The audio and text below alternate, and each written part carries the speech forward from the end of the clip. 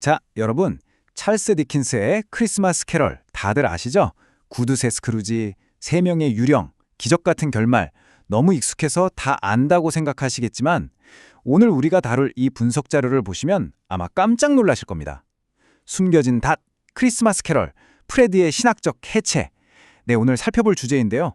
완전히 새로운 렌즈로 이 고전을 뜯어볼 겁니다. 그럼 바로 질문 하나 던져볼게요. 대체 스크루지를 확 바꿔놓은 진짜 원동력이 뭘까요? 아마 10중 8구는 그야 당연히 하룻밤새 나타난 과거, 현재, 미래 유령들 아니야? 하실 거예요. 유령들이 겁을 줘서 개과천선했다. 이게 우리 아주 상식적인 생각이죠. 근데요, 오늘 자료는 여기서 아주 흥미로운 딴지를 겁니다. 유령들이 나타나기 훨씬 전부터 스크루지의 그 꽁꽁 언 마음을 녹이려고 끈질기게 문을 두드리던 사람이 있었다면 어떨까요? 그게 바로 스크루지의 조카 프레드입니다. 솔직히 프레드 하면 그냥 초반에 스크루지가 얼마나 성질이 더러운지 보여주려고 잠깐 나오는 엑스트라 정도로 생각하잖아요. 저도 처음엔 그랬거든요. 그런데 개혁주의 신학적 관점에서 텍스트를 파고든 우리 자료에 따르면 프레드는 절대 단순한 조연이 아닙니다. 오히려 엄청난 존재감이 있는 인물이에요. 말하자면 은혜를 입은 자의 모습을 완벽하게 보여주는 상징이자 스크루지의 그 시커먼 세계 한가운데 숨어있는 살아있는 설교자라는 거죠. 자, 그럼 프레드의 행동을 제대로 이해하려면 이 자료가 깔고 가는 렌즈를 하나 장착해야 합니다. 바로 명절에 대한 청교도적 관점인데요. 청교도들 아시죠? 이 사람들은 겉만 번지르르 하고 돈 펑펑 쓰는 물질적인 축제를 엄청 싫어했습니다. 그 대신에 사람들끼리 깊게 교제하고 영적으로 기뻐하고 진심으로 감사하는 걸 진짜 명절이라고 봤거든요. 이게 바로 오늘 분석의 아주 중요한 베이스 캠프입니다. 이 틀 안에서 보면요, 프레드는 단순한 조카가 아니라 이 진짜 가치를 스크루지에게 전하는 메신저가 되는 겁니다. 이 두 사람의 모습을 한번 머릿속에 그려보세요. 정말 완전 극과 극이거든요. 프레드 입장에서 스크루지한테 잘 보여봐야 떨어지는 돈 한 푼 없어요. 그런데도 매년 어김없이 찾아와서 저녁 먹자고 초대합니다. 스크루지는 없대요. 바보 같은 소리, 크리스마스면 사기야 하면서 막말을 쏟아붓죠. 스스로를 꽉 가두고 있는 스크루지의 그 쓰디쓴 모습이랑 아무리 거절당하고 욕을 먹어도 전혀 타격감 없이 매년 찾아오는 프레드의 그 무조건적인 사랑, 진짜 묘한 대비 아닙니까? 여기서 진짜 흥미로운 포인트가 나옵니다. 프레드의 이런 태도가요, 신학에서 말하는 오래 참음, 그러니까 끝없는 인내를 말 그대로 보여주고 있다는 거예요. 스크루지가 그렇게 막말을 하는데도 프레드는 절대 화를 안 내요. 돈 때문에 꾹 참는 게 절대 아닙니다. 오히려 삼촌의 그 비비꼬인 마음을 진짜 불쌍하게 생각하고 영적으로 텅 비어서 고립된 그 상태를 진심으로 안타까워하는 거예요. 아무 보상도 안 바라는데 베푸는 호의. 이게 바로 죄인을 끝까지 포기하지 않는 신적인 인내, 그 자체라는 겁니다. 프레드가 크리스마스를 대체 어떻게 생각하는지 그의 말을 직접 한번 들어보는 게 좋을 것 같습니다. 이 문장을 한번 천천히 곱씹어 보세요.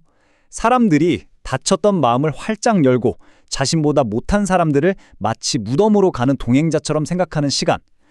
와, 정말 깊지 않나요? 이 짧은 문장 안에 개혁주의에서 바라보는 인간의 모습이 싹 다 들어가 있습니다.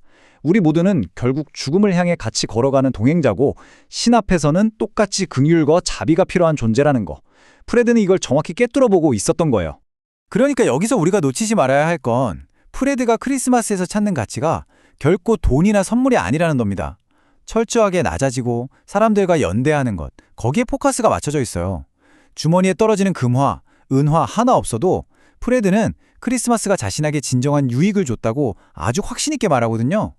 모든 걸 돈으로만 계산하는 스크루지의 팍팍한 세계관 속에서 프레드는 눈에 안 보이는 영적인 부요함을 아주 단단하게 지켜내고 있는 겁니다. 이걸 개혁주의 관점에서는 이렇게 부릅니다. 은혜의 수단. 신이 누군가를 바꿀 때 평범한 사람들을 도구로 쓴다는 건데요. 우리 자료가 짚어낸 게 바로 이겁니다. 유령이라는 초자연적인 존재가 짠 하고 나타나기 전에 이미 일상 속에서 스크루지의 그 죽어버린 양심을 깨우려고 보내진 살아있는 도구가 있었다는 거죠. 프레드는 그냥 연말연시 인사하러 온 착한 조카가 아니라 스크루지를 돌려세우려고 매년 투입된 영적인 특사였던 셈입니다. 물론 이 험난한 특사 임무를 하려면 단단한 무기가 필요했겠죠? 프레드가 장착한 무기는 바로 불굴의 명랑함이라는 갑옷입니다. 스크루지가 뿜어내는 그 다크하고 냉소적인 기운에 절대 먹히지 않아요. 오히려 자기의 그 밝은 에너지를 아주 의도적으로 유지합니다. 나는 삼촌한테 절대 마음 상하지 않을 거다. 이렇게 선언까지 하잖아요. 이건 그냥 멘탈이 좋은 걸 넘어선 겁니다. 삼촌에게 끝까지 은혜를 베풀겠다는 아주 고의적이고 굳건한 영적 결단인 거죠. 그러니까 매년 희망을 품고 또다시 문을 두드릴 수 있는 겁니다. 이제 이 두 사람이 있는 공간을 한번 쓱 비교해 볼까요? 주변 환경이 이 사람들의 영적 상태를 어떻게 시각적으로 보여주는지 확실히 알 수 있습니다. 자, 한쪽은 스크루지의 사무실입니다. 춥고 캄캄하고 사람도 없고 완전 단절 그 자체죠. 반면 맞은편 프레드의 집은 어때요? 따뜻하고 사람들이 모여서 왁자지껄 웃고 떠드는 공간입니다. 분석 자료에서는 이 프레드의 집을 하나님의 통치가 임한 가정의 축소판으로 봐요. 이 두 공간의 극명한 차이만 봐도 꽉 막힌 영혼이랑 활짝 열린 영혼의 차이가 확 느껴지지 않으신가요?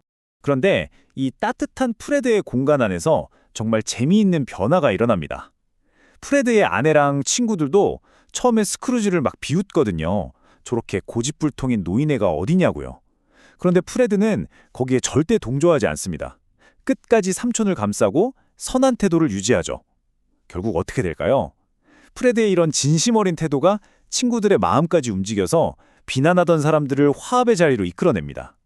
한 사람의 흔들림 없는 선의가 어떻게 주변 사람들을 물들이고 변화시키는지를 진짜 기가 막히게 보여주는 대목입니다.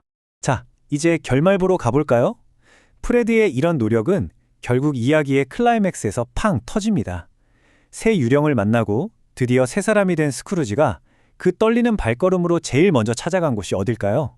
네, 바로 프레드의 집입니다. 여기서 프레드 반응이 진짜 예술이에요. 삼촌, 왜 이제 오셨어요? 거봐요, 제 말이 맞죠? 이러지 않습니다. 그냥 성경에 나오는 돌아온 탕자를 반기는 아버지처럼 아무 조건 없이 스크루지를 끌어안습니다. 과거의 잘못은 묻지도 따지지도 않는 그야말로 완벽한 환대였죠.